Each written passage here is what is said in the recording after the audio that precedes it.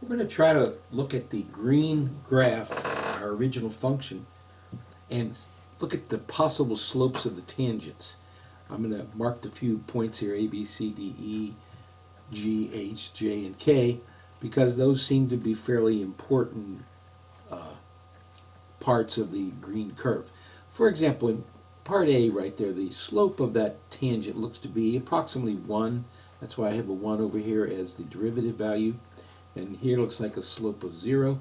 At C, we have a negative slope. I'm going to just put -2 just to come up with some value.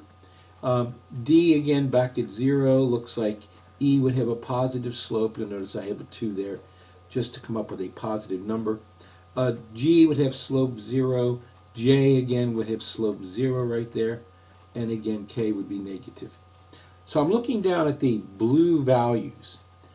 On this blue graph, I have posted the value of the derivative at the points. So for example, point A on the F graph has a slope of 1.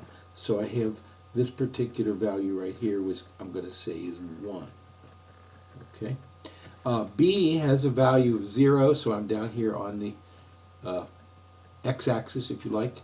C, a value of -2, so it goes negative. D comes back to 0, you can see, and so on. I've plotted these ordered blue values as an ordered pair at the A through K x values.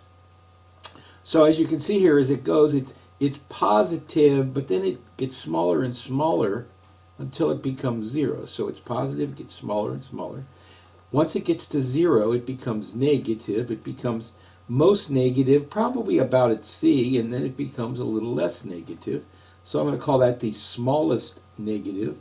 And then it gets back to 0 at D, positive through here, 0 at G, so we read 0, and positive slopes up here.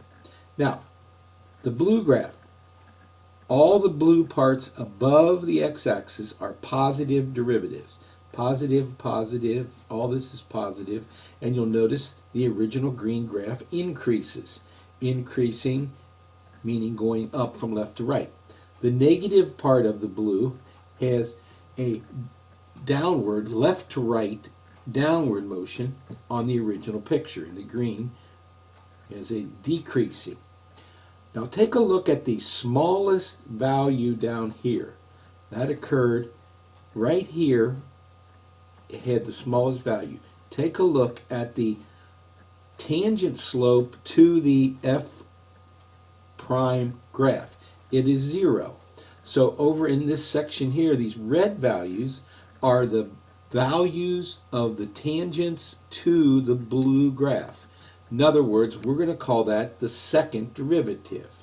So the second derivative is the slopes of on the first derivative's graph.